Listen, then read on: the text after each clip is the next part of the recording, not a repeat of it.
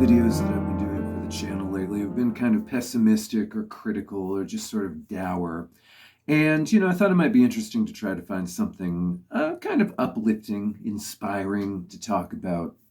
So, what I have here is an anecdote about the nature of creativity and art appreciation that I think might be worthwhile. Now, I can be sort of a snob generally, and I do have a little bit of a bias perhaps toward things that are more complex or more difficult to crack in terms of, my interests in the arts.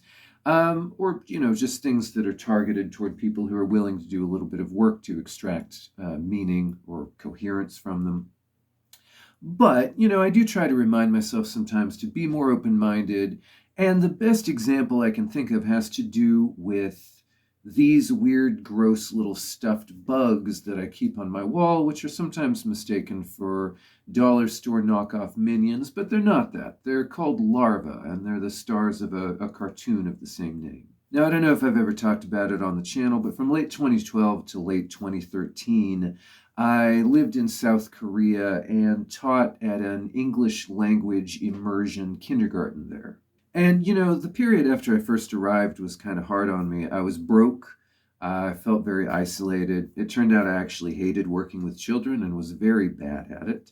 And, I just felt very far from home. Now, one thing that contributed to that feeling was the fact that my first day there, I plugged my computer into the wall using the wrong kind of adapter. I blew the power source. I thought actually at the time that I had, completely destroyed the drive, ruined the computer. And it was going to be a while before I could save enough money up to buy a laptop or to, fix the computer that I had. So I didn't have any way to write. I didn't have any way to record music. I really didn't even have any way to email or chat with friends back home without going to an internet cafe. And that meant that I spent a lot of evenings sitting alone in my apartment, listening to music, watching TV with the sound off, and drinking Korean beer. And usually when I was watching TV with the sound off, it would be cartoons because, those worked pretty well without dialogue. So every night, for maybe half an hour or so, however long it was on, I would watch these short cartoons called larvae, featuring these gross little bugs that live in a sewer and they fight over cocktail wieners. And while I was doing that, I would just listen to Can or Low or whatever else I had on my iPod at the time that I hadn't really happened to explore in depth at that point. And, the larva, initially it was just something kind of to stare at, to distract myself a little bit from how miserable and lonely and unproductive I felt. But one night I encountered this particular episode where the larvae and all their bug friends are all trapped in a spider's web, right? They're all wrapped up, they're all cocooned there, they're waiting for the spider to come eat them. And then they start playing music on the web just to distract themselves, right?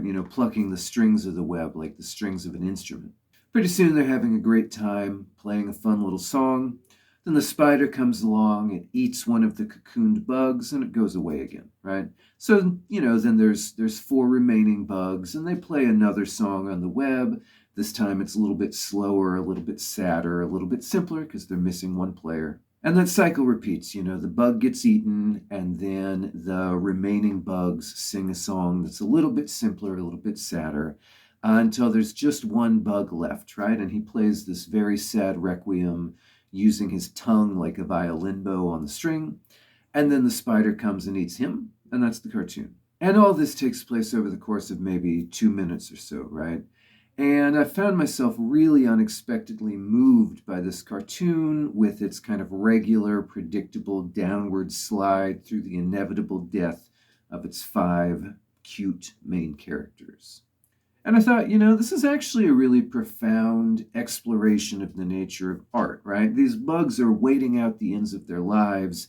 They make a little song to keep themselves occupied, to pass the time, to feel a little bit more bonded with each other. It brings them a little peace, and then they die anyway.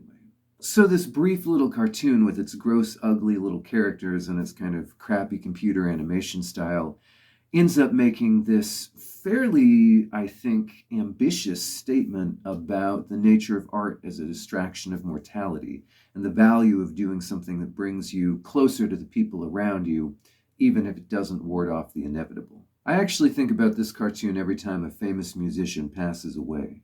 And, I can be kind of a snob. There are a lot of things that I reject out of hand, but I keep these little guys around, I guess, just as a reminder that art in some form can be everywhere, that lots of unexpected things can have meaning and value, and that a medium which might seem underwhelming can actually have really remarkable expressive capacity if used in the right way.